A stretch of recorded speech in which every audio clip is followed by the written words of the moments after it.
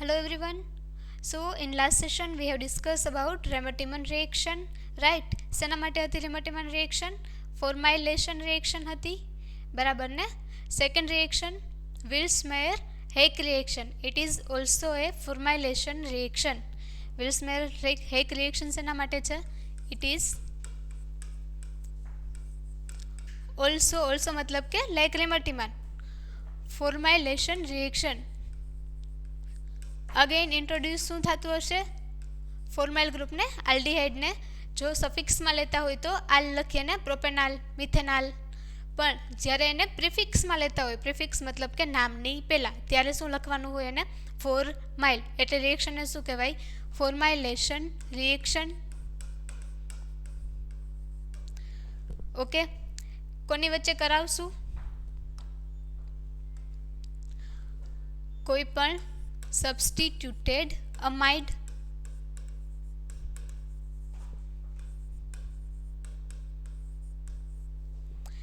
નું રિએક્શન કરાવશું phosphorus oxychloride સાથે. ફોસ્ફરસ ઓક્સીક્લોરાઇડ એન્ડ એરિન મતલબ એરોમેટિક રિંગ, બરાબર. Starting material substituted amide, I mean કે એરિન રિંગમાં રિએક્શન કરાવવાનું છે, ફોર્માઇલેશન, બરાબર. રિએજન્ટ કયા યુઝ કરવાના છે? સબસ્ટિટ્યુટેડ અમાઇડ. સબસ્ટિટ્યુટેડ અમાઇડ મતલબ શું? તો કે અમાઇડમાં શું હોય? નાઇટ્રોજન અને CHO ગ્રુપને, બરાબર, નાઇટ્રોજન ઉપર સબસ્ટિટ્યુશન કોઈ આલ્કાઇલ ગ્રુપથી થયેલું હોય તો એને શું કહીશું? સબસ્ટિટ્યુટેડ અમાઇડ. એ સિવાય ફોસ્ફરસ ઓક્સીક્લોરાઇડ. જોઈએ રિએક્શન.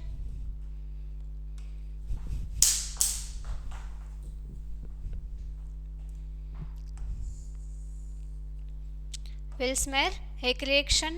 ફર્સ્ટ તો શું જોઈએ છે મારે? એરિન રિંગ મતલબ એરોમેટિક રિંગ. લાઈક હું સિમ્પલી બેન્ઝીન રિંગ જ યુઝ કરું છું. સબસ્ટિટ્યુટેડ અમાઇડ, આ થઈ ગયું નોર્મલી અમાઇડ, બરાબર. નાઇટ્રોજનની બાકીની બે વેલેન્સી છે એમાં સબસ્ટિટ્યુશન કરવાનું છે કોઈ આલ્કાઇલ ગ્રુપથી. સપોઝ કે આપણે બે CH3 રાખી દઈએ. શું કહી શકાય? NN ડાયમિથાઇલ અને ફોર્મેમાઇડ. જો મારે આનું નામ લખવું હોય તો શું લખી શકાય? NN મતલબ કે એન ઉપર શું છે? બે મિથાઇલ ને ડાયમિથાઇલ ફોર્મામાઇડ, બરાબર. જેનું કોમન નેમ છે DMF dimethyl formamide. NN dimethyl formamide. તેન શું લેવાનું છે? Phosphorus oxychloride. ફોસ્ફરસ ઓક્સીક્લોરાઇડ એક છે DMF NN ડાયમિથાઇલ ફોર્મેમાઇડ. સેકન્ડ છે ફોસ્ફરસ ઓક્સીક્લોરાઇડ. રિએક્શન થઈને શું બનશે? તો કે ફોર્માઇલેશન થશે. આગળનામાં શું હતું? રેમર-ટિમનમાં નોર્મલી ઓર્થો પોઝિશન ઉપર ફોર્માઇલેશન થતું હતું, બરાબર. અહીંયા તો ઓર્થો મેટાપેરા જેવું કાંઈ છે નહીં ને, બિકોઝ બેન્ઝીન રિંગ છે. તો નોર્મલી ફોર્માઇલેશન કોઈ પણ પોઝિશન ઉપર કરી શકાય. જે પ્રોડક્ટ બની એને શું કહીએ છીએ? ખબર જ હોય ને, બેન્ઝાલ્ડીહાઇડ, બરાબર. આ થઈ ગઈ તમારી વિલ્સ-મેયર-હેક રિએક્શન. શું થયું? તો કે ફોર્માઇલેશન કરાયું કોઈ એરોમેટિક રિંગમાં, બરાબર. રિએજન્ટ કયા યુઝ કરવાના છે? સબસ્ટિટ્યુટેડ અમાઇડ. અહીંયા કયો લીધો છે? NN ડાયમિથાઇલ ફોર્મેમાઇડ, જેનું કોમન નામ છે DMF અને ફોસ્ફરસ ઓક્સીક્લોરાઇડ. જોઈએ મિકેનિઝમ.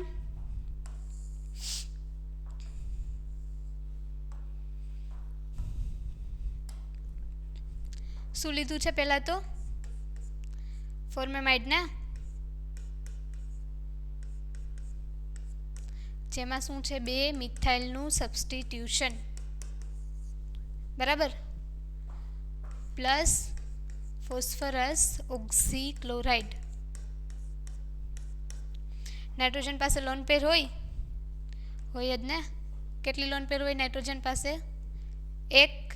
શું કરશે નાઇટ્રોજન? પોતાની લોન પેર બોન્ડ બનાવવા માટે યુટિલાઇઝ કરે. તો આ કાર્બનની વેલેન્સી કેટલી થઈ જાય? ઓલરેડી કેટલી હોય? 4 તો છે ને. 2 ઓક્સિજન સાથેના બોન્ડ, 1 હાઇડ્રોજન સાથે અને 1 નાઇટ્રોજન સાથે, બરાબર. જો અહીંયાથી લોન પેર ઇલેક્ટ્રોન આપે અને ડબલ બોન્ડ બનાવે તો કાર્બનની વેલેન્સી 5 થઈ જાય, જે ક્યારેય પોસિબલ હોય નહીં. Carbon never pentavalent. બરાબર. તો શું થશે? જેવો ડબલ બોન્ડ બને, અહીંયા જે ડબલ બોન્ડ છે એમાંથી એક બોન્ડ બ્રેક થઈ જાય. કયો બોન્ડ બ્રેક થાય ઇઝીલી? તો કે જે પાઈ બોન્ડ હશે એ. બિકોઝ જો ડબલ બોન્ડ હોય તો એક શું હોય? સિગ્મા, બીજો હોય પાઈ બોન્ડ. બરાબર ને? સિગ્મા અને પાઈ બોન્ડમાંથી વીક બોન્ડ કયો હોવાનો? પાઈ બોન્ડ. મતલબ કે પાઈ બોન્ડ છે એ ઇઝીલી બ્રેક થઈ જશે. જો પાઈ બોન્ડ બ્રેક થાય તો ઇલેક્ટ્રોન કોણ લેશે? ઓક્સિજન. બરાબર. બિકોઝ કાર્બન અને ઓક્સિજનની ઇલેક્ટ્રોનેગેટિવિટીની વાત કરીએ તો કાર્બનની ઇલેક્ટ્રોનેગેટિવિટી કેટલી હોવાની? 2.5. ઓક્સિજનની 3.5. ઇલેક્ટ્રોનેગેટિવિટી જેમ વધારે એમ ઇલેક્ટ્રોન ખેંચવાની એની કેપેબિલિટી કેવી હોય? વધારે. મતલબ કે જો બોન્ડ બ્રેક કરીએ છીએ તો ઇલેક્ટ્રોન કોણ લઈ જવાનું? Obviously oxygen. બરાબર. ઓક્સિજન ઉપર ચાર્જ કેવો આવશે? તો નેગેટિવ. બિકોઝ એ ઇલેક્ટ્રોનને એક્સેપ્ટ કરે છે. બરાબર. એ નેગેટિવ શું થાય? અટેક કરશે ફોસ્ફરસ ઉપર. જોઈએ કઈ રીતે અટેક કરે. ચાર્જ બતાવતા નથી, ડાયરેક્ટ જ પાઈ ડેન્સિટીનો અટેક કરાવીએ. કોના ઉપર? ફોસ્ફરસ ઉપર. બરાબર. બિકોઝ ફોસ્ફરસ અને ઓક્સિજનની વાત કરતા હોઈએ તો ઓક્સિજનની ઇલેક્ટ્રોનેગેટિવિટી ફોસ્ફરસ કરતાં વધારે જોવાની. મતલબ કે ફોસ્ફરસ છે એ કેવું બનતું હોય? Partial positive, oxygen partial negative. બરાબર. અને નેગેટિવ છે એ કોના ઉપર અટેક કરી શકે? પાર્શિયલ પોઝિટિવ સાઇટ ઉપર. બરાબર. આટલું. જો ત્યાં અટેક કરશે તો ફોસ્ફરસની વેલેન્સી 6 થઈ જાય. 6 વેલેન્સી પોસિબલ નહીં હોય. તો શું થવાનું? પાઈ બોન્ડ છે એ બ્રેક થઈ જાય અને ચાર્જ કોના ઉપર આવશે? ઓક્સિજન ઉપર. કયો ચાર્જ આવે? નેગેટિવ. બરાબર. જે લોંગ ટાઈમ સુધી સ્ટેબલ નથી. પ્લસ લિવિંગ ગ્રુપ અવેલેબલ છે ક્લોરિન. બરાબર. તો જો ઓક્સિજન છે એ બેક ડોનેશન કરે તો ક્લોરિન છે એ ઇઝીલી લીવ થઈ શકે. ઇન શોર્ટ કે ફર્સ્ટ સ્ટેપમાં થશે શું?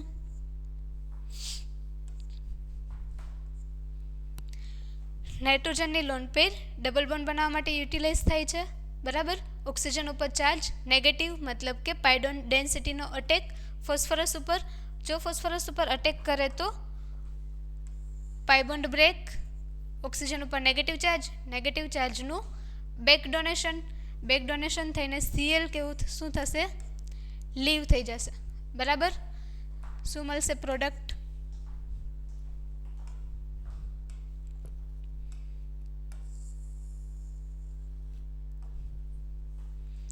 નાઇટ્રોજન ઉપરના 2 methyl group as it is. Single bond હતો, ઇલેક્ટ્રોન આવ્યા લોન પેરમાંથી અને શું બનાવ્યું? Double bond. કાર્બન ઉપર hydrogen as it is. Double bond હતો, એક બોન્ડ બ્રેક થયો. ઓક્સિજન સાથે હવે અટેચ કોણ થઈ જવાનું? ફોસ્ફરસ. બિકોઝ ઓક્સિજન છે એ કોના ઉપર અટેક કરે છે? ફોસ્ફરસ ઉપર. ફોસ્ફરસ સાથે double bond oxygen as it is. 3 chlorine હતા, એમાંથી એક ક્લોરિન છે એ લીવ થાય છે. 2 chlorine as it is. Next જે ક્લોરિન લીવ થયો છે એ અગેન અટેક કરશે. કોના ઉપર? તો કે કાર્બન અથવા તો નાઇટ્રોજન. જો કાર્બન અને નાઇટ્રોજન ઉપર અટેક કરવાની વાત હોય તો કોના ઉપર ઇઝીલી અટેક થાય? જે વધુ ઇલેક્ટ્રોપોઝિટિવ હોય એના ઉપર ને. મતલબ જેના ઉપર ચાર્જ કેવો આવતો હોવો જોઈએ? પોઝિટિવ. બરાબર. કાર્બનની ઇલેક્ટ્રોનેગેટિવિટી 2.5, નાઇટ્રોજન 3. ઇટ મીન્સ કે કાર્બન ઉપર ચાર્જ કેવો આવતો હોય? Partial positive. નાઇટ્રોજન ઉપર પાર્શિયલ નેગેટિવ. બરાબર. નેગેટિવ ચાર્જનો અટેક કોના ઉપર થશે? જ્યાં પોઝિટિવ ચાર્જ હોય ત્યાં. મતલબ કે કાર્બન ઉપર. બિકોઝ કાર્બન છે એ નાઇટ્રોજનની કમ્પેરમાં ઇલેક્ટ્રોપોઝિટિવ હશે. બરાબર. જોઈએ અટેક કરાવીને. ક્લોરિન શું કરે છે? કાર્બન ઉપર અટેક કરે. પાઈ બોન્ડ છે એ બ્રેક થાય. ઓક્સિજન ઉપર શું કર્યું? તો કે લોન પેરે બોન્ડ બનાવ્યો હતો. બરાબર. નાઇટ્રોજનની નોર્મલ વેલેન્સી કેટલી હોવાની? 3. જો એક વેલેન્સી વધારે હોય, મતલબ કે લોન પેરથી બોન્ડ બનાવે તો ચાર્જ કેવો આવશે? પોઝિટિવ. બરાબર. 4 બોન્ડ છે, ચાર્જ પોઝિટિવ. પાઈ બોન્ડ બ્રેક થાય, નાઇટ્રોજન પાસે અગેન પોતાના ઇલેક્ટ્રોન આવી જશે. બની શું જાય તો કે નાઇટ્રોજન એની સાથેના બે મિથાઇલ તો એઝ ઇટ ઇઝ જ છે. ધેન ડબલ બોન્ડમાંથી એક બોન્ડ બ્રેક થઈ ગયો. કાર્બન ઉપર CH અને જે Cl એ અટેક કર્યો છે એ કાર્બન સાથે ઓક્સિજન સાથે ફોસ્ફરસ અને ફોસ્ફરસ ઉપર એક ડબલ બોન્ડ ઓક્સિજન છે, બે ક્લોરીન ગ્રુપ. આટલું ક્લિયર. નાઇટ્રોજનની પાછી નોર્મલ વેલેન્સી 3, બરાબર. જ્યારે એ નોર્મલ હશે મતલબ કે રેગ્યુલર હશે ત્યારે શું હોય એની પાસે એક લોન પેર હશે. હવે શું થશે તો કે એ લોન પેર છે એ અગેન કાર્બન સાથે ડબલ બોન્ડ બનાવશે, બરાબર. જો એવું થાય તો કાર્બનની વેલેન્સી કેટલી થઈ ગઈ? 4 તો છે જ ને, 1 2 3 અને 4. નાઇટ્રોજન શું કરે છે? પોતાની લોન પેરથી ત્યાં ડબલ બોન્ડ બનાવે. તો કાર્બનની વેલેન્સી કેટલી થઈ? 5, જે પોસિબલ હોય નહીં. તો શું કરશે? એક બોન્ડ બ્રેક થશે, બરાબર. બિકોઝ ફોસ્ફરસ ઓક્સિજન બોન્ડ છે એ સ્ટ્રોંગ બનતો હોય, ઇઝીલી દૂર થઈ શકે. નાઇટ્રોજન, બે મિથાઇલ ગ્રુપ, ધેન એક બોન્ડ હતો લોન પેરથી સેકન્ડ બોન્ડ બનાવ્યો. કાર્બન ઉપર એક હાઇડ્રોજન, એક ક્લોરીન, બરાબર. બાકીનું જે ગ્રુપ હતું એ શું થઈ ગયું? લીવ. ઇટ મીન્સ કે હવે આટલું જ વધ્યું. જે આપણી પાસે અત્યારે અવેલેબલ છે નાઇટ્રોજનની વેલેન્સી 4, અગેન ચાર્જ કેવો લખશું? પોઝિટિવ. આ જે બન્યું એને શું કહેવાય? વિલ્સમેર-હેક રિએજન્ટ.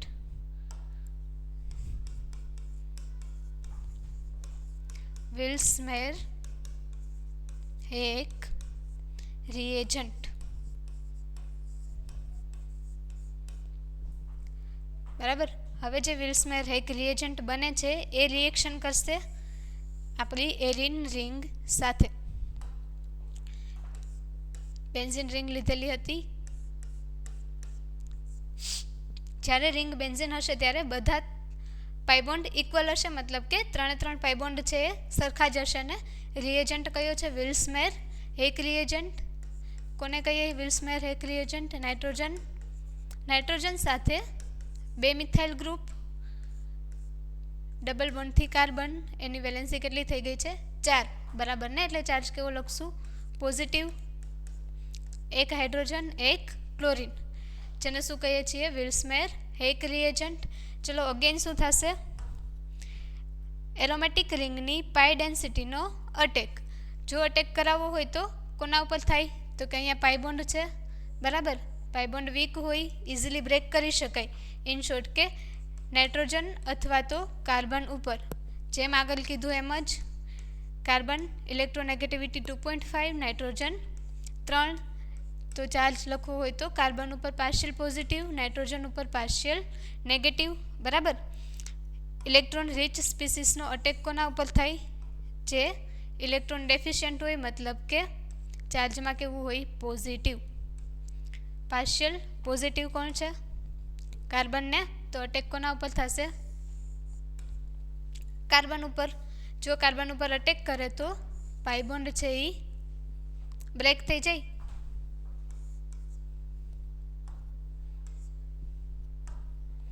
શું બનશે?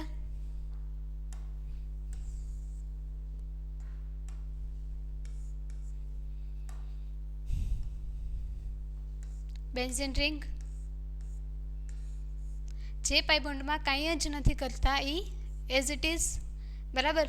પાઈ ડેન્સિટીનો અટેક કોના ઉપર થાય છે? કાર્બન ઉપર. મતલબ કે રિંગ ક્યાંથી કનેક્ટ થશે? કાર્બન સાથે. કાર્બન ઉપર શું છે?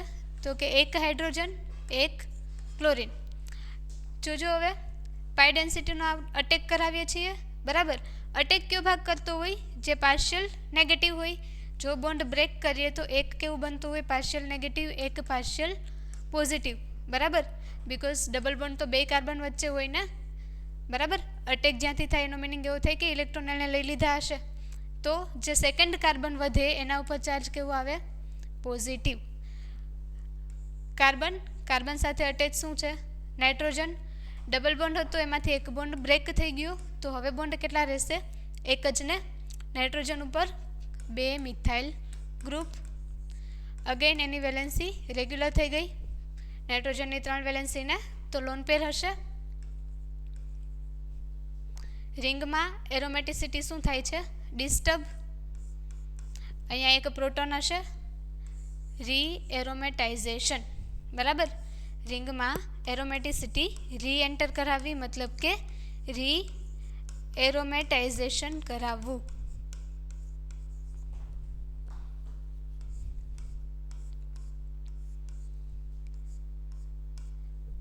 થઈ ગયું.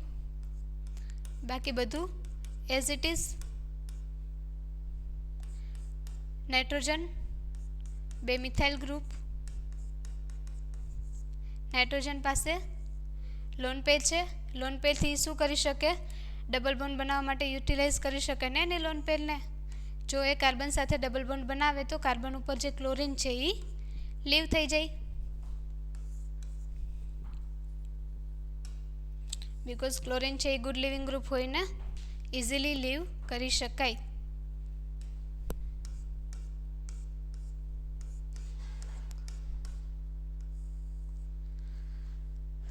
Carbon, hydrogen as it is.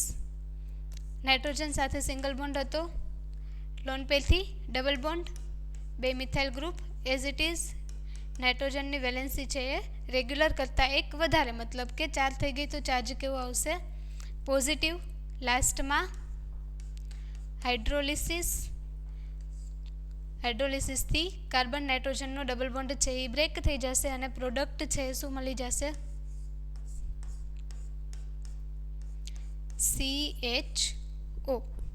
બરાબર. જે ગ્રુપ લીવ થતું હશે એ NH, CH3, પણ ઇન એસિડિક કન્ડિશન, મતલબ ઇન્ટુ HCl. બરાબર. રિએક્શન છે એ એસિડિક મીડિયામાં થઈ હશે. પ્રોડક્ટ શું મળી હશે? બેન્ઝાલ્ડીહાઇડ. ફોર્માઇલેશન રિએક્શન. અગેન સમજી લઈએ. ફર્સ્ટ શું કરાવવાનું છે?